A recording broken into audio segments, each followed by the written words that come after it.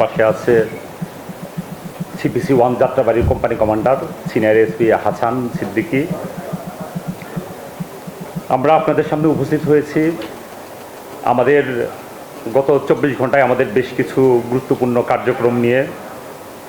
আপনারা ইতিমধ্যেই অবগত আছেন যে ঢাকার কেরানীগঞ্জে একটা ফ্যাক্টরিতে, এই ফ্যাক্টরিটা মূলত পরিচালনা করেন চীনা নাগরিকগণ। সেই ফ্যাক্টরিতে একদল ডাকাত ঢুকে একজন চীনা নাগরিককে গুরুতর জখম করে এবং কিছু মূল্যবান সামগ্রী নিয়ে যায়। এটা একটা ঘটনা। আরেকটা ঘটনা হলো রাজধানীর কদমতলী আমাদের একটা বিশেষ অভিযান পরিচালনার সময় দুইটা অস্ত্রসহ দুইজন সশস্ত্র সন্ত্রাসীকে আমরা গ্রেপ্তার করি। এই তো আমি ডিটেইলিংয়ে যাচ্ছি। আপনারা জানেন যে র্যাপিড অ্যাকশন ব্যাটালিয়ান ডাকাতি, চাঁদাবাজি, হত্যা, ছিনতাই, অপহরণ ও প্রতারণা সহ বিভিন্ন অপরাধে জড়িত ব্যক্তিদের গ্রেপ্তার করে সাধারণ জনগণের আস্থা অর্জন করতে সক্ষম হয়েছে।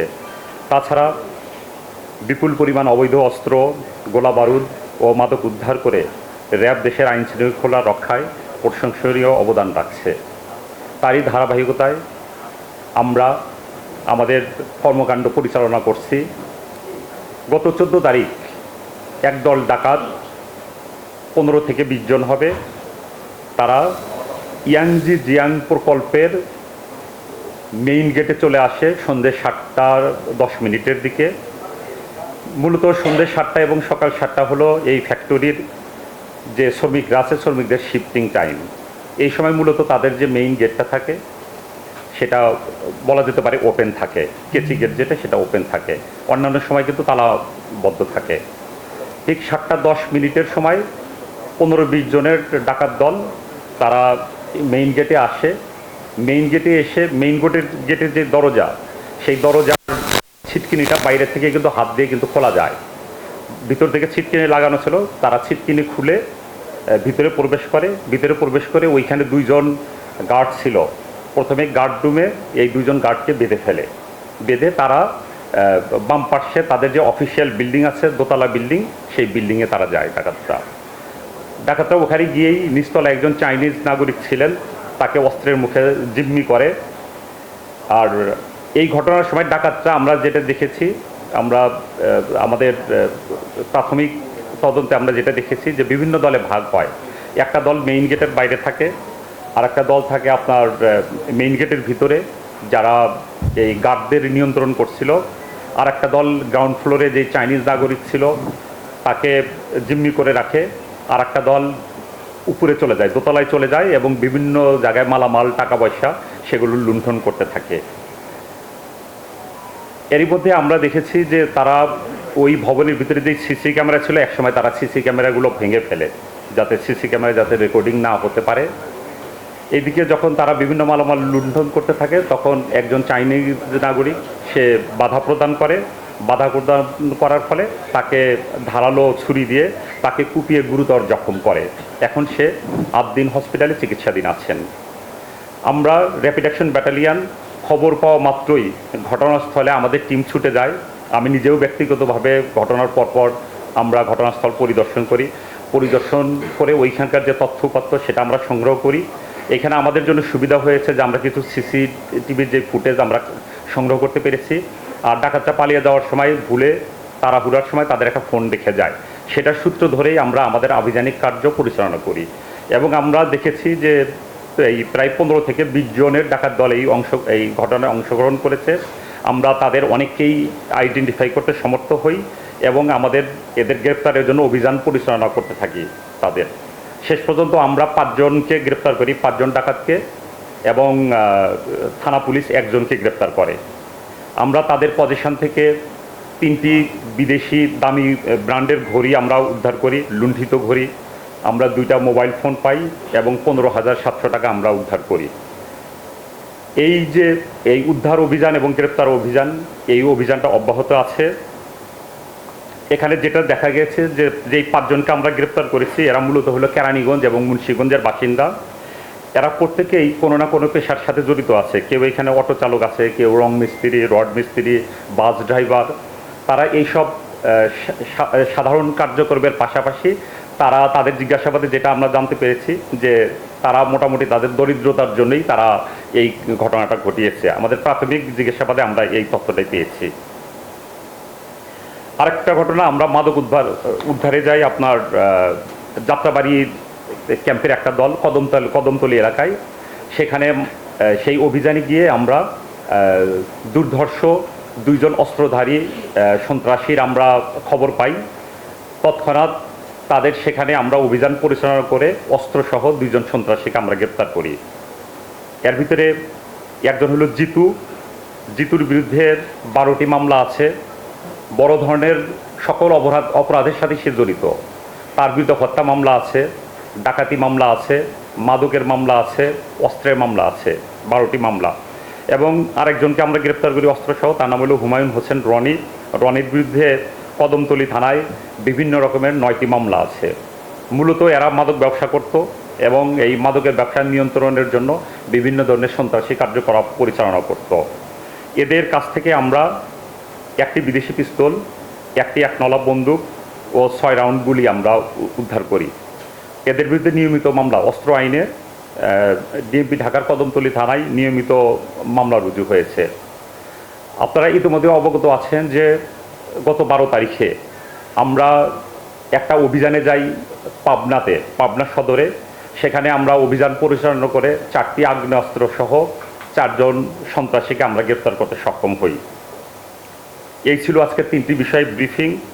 আমরা আমাদের যেই কার্যক্রম সেই কার্যক্রম আমরা অব্যাহত রাখব এবং আমাদের প্রচেষ্টা থাকবে র্যাপিড অ্যাকশন ব্যাটালিয়নের আমাদের যে ভালো কাজ, আমাদের যে দায়িত্বশীল কাজ, দেশের মানুষের নিরাপত্তা বিধান করা, সেই লক্ষ্যে আমরা আমাদের যে কার্যক্রম সেটা অব্যাহত রাখব।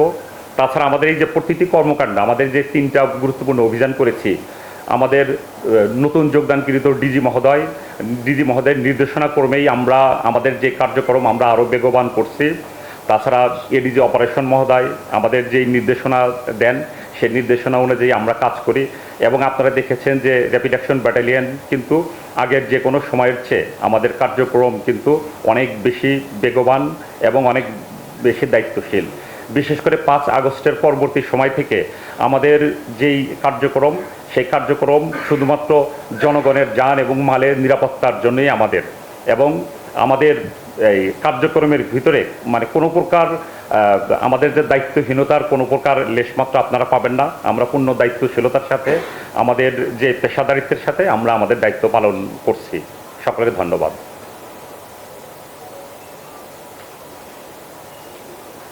কার কোনো প্রশ্ন যদি থাকে করতে পারেন। কারখানা থেকে কি পরিমাণ সম্পদ লুণ্ঠন হয়েছে?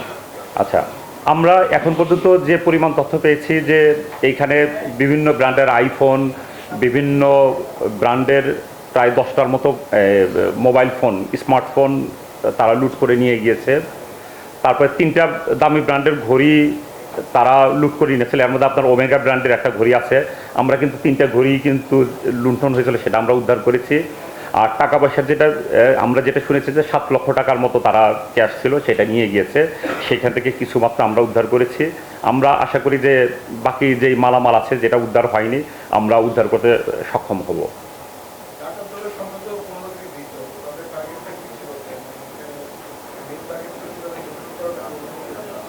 রাইট, এটা আমাদেরও আসলে প্রশ্ন ছিল যে এইখানে অন্য কোনো বিষয় এখানে আছে কিনা। মূলত আমরা যাদেরকে গ্রেপ্তার করেছি তাদেরকে আমরা জিজ্ঞাসাবাদ করেছি। মূলত তারা বলে যে তারা আসলে অভাবের তাড়না থেকেই আসলে এই ঘটনাটা ঘটিয়েছে।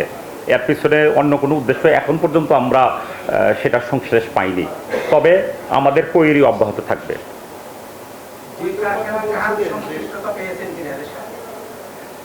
এই 5 জন ছাড়া আমাদের প্রথমের দিকে সন্দেহ ছিল যে এইখানে যারা সিকিউরিটি গার্ড হিসেবে যারা আছে এদের কোনো প্রকার সংশ্লেষ আছে কিনা। তাছাড়া যখন ঘটনা ঘটে তার আগে একজন কর্মচারী বাইরে গিয়েছিল, তারপর আবার ভিতরে আসে, এই বিষয়গুলো ছিল প্রাথমিক সন্দেহের তালিকায় ছিল। আমরা তাদেরকে নিয়ে জিজ্ঞাসাবাদ করেছি, তাদের যে অনলাইন অ্যাক্টিভিটি সেগুলো আমরা দেখেছি। এখন পর্যন্ত আমরা সংশ্লেষ পাইনি, বাট সংশ্লেষ আমাদের কাছে মনে হয় হয়তো বা থাকতেও পারে, বাট আমরা সেটা প্রচেষ্টা অব্যাহত রাখছি। যে কারো সংশ্লেষ আছে কিনা। জিতুর কথা বলছিলেন যে বড় ধরনের অপরাধের সাথে জড়িত এবং তার বিরুদ্ধে অনেকগুলো মামলাও রয়েছে, তাকে আগে কখনো গ্রেফতার করা হয়েছিল না? আগে সে অনেকবার গ্রেপ্তার হয়েছিল। আমি আপনাদেরকে গ্রেপ্তারের তথ্য আমি দিচ্ছি জিতুর বিষয়ে।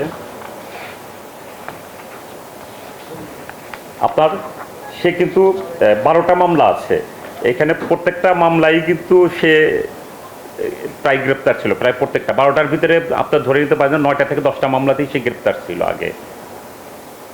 উপরে যে 5 জন আছে তাদের বিরুদ্ধে এর আগে কোনো অভিযোগ রয়েছে কিনা বা তারা জি, এই 5 জনের ভিতরে আমরা অলরেডি 3 জনের বিরুদ্ধে মামলা পেয়েছি, আগে থেকেই তাদের বিরুদ্ধে মামলা ছিল। তাদের সাথে ব্যবসায়িক কোনো ঝামেলা ছিল কিনা, ওই চাইনিজ যে ব্যক্তির কথা বলতে ব্যবসায়িক কথা বলছেন, তার সাথে ব্যবসায়িক কোনো ঝামেলা হয়েছে কিনা এলাকাবাসী বা কোনো ব্যবসায়িক? না, এটা একটা ভালো প্রশ্ন করেছেন। এটা আসলে তদন্ত মামলা হয়েছে, এটা তো আসলে এটার তদন্ত হবে, এগুলো আসলে ডিপ অ্যানালাইসিস গভীরভাবে যখন ইনভেস্টিগেশন হবে তখন এই বিষয়গুলো বের হয়ে আসবে। এই প্রাথমিকভাবে আসলে সেটা আমরা বলতে পারছি না।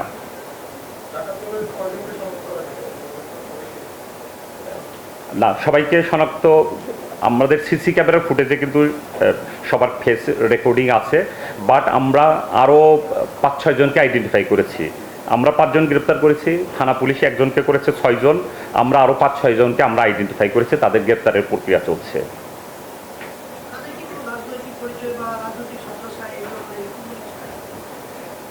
রাজনৈতিক সংশ্লিষ্টতা তো আসলে এটা দেখা হয় নাই, এটা মূলত তার একটা ডাকাতি করেছে। আমরা আসলে তাদেরকে আপাতত এখন পর্যন্ত আমরা ডাকাতি হিসেবেই তাদেরকে ট্রিট করতেছি, এবং আসলে আমরা তাদেরকে সবাইকে গ্রেপ্তার করা মালামাল লুণ্ঠিত মালামাল উদ্ধারই আমরা ব্যস্ত, ওই বিষয়ে আসলে যাওয়া হয় নাই এখনো।